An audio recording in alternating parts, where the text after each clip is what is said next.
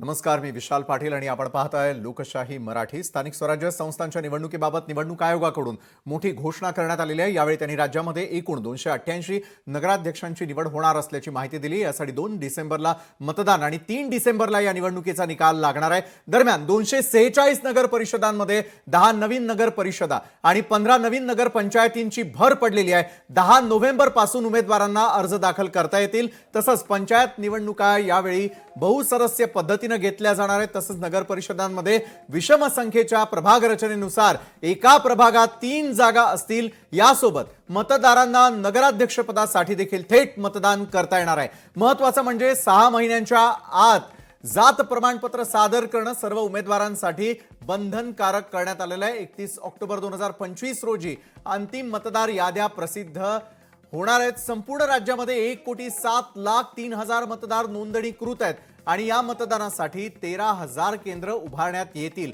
असं देखील आयोगाने सांगितलंय। याशिवाय उमेदवारांच्या निवडणूक खर्चाची मर्यादा वाढवण्यात आलेली आहे, ज्यामुळे प्रचार मोहीम अधिक व्यापक आणि स्पर्धात्मक होण्याची शक्यता व्यक्त केली जाते। आता दुपार मतदारांचा जो मुद्दा विरोधकांनी उचलून धरलेला होता, तो मुद्दा सत्ताधाऱ्यांनाही मान्य त्यांनी यापूर्वीच केलेला आहे। त्यामुळे या दुबार मतदारांचं काय होणार हा प्रश्न अनेकांना पडलेला होता। त्यावरही निवडणूक आयोगाने स्पष्टीकरण दिलेलं आहे।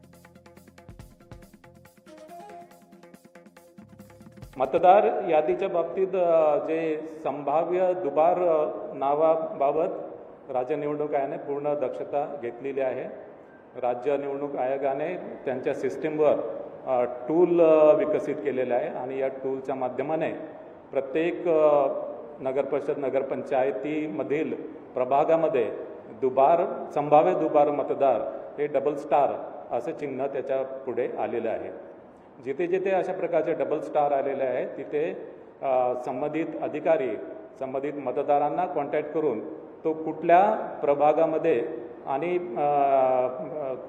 तो कुठल्या मतदान केंद्रामध्ये तो मतदान करेल याची माहिती घेईल। त्यासोबतच त्याचं नाव, त्याचं लिंग, त्याचं फोटोग्राफ आणि त्याचा पत्ता या सर्व बाबीसुद्धा तपासेल।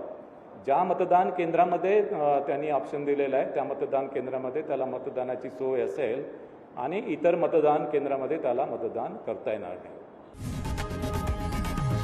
लोकशाही मराठी ऐका, पहा, जागरूक रहा।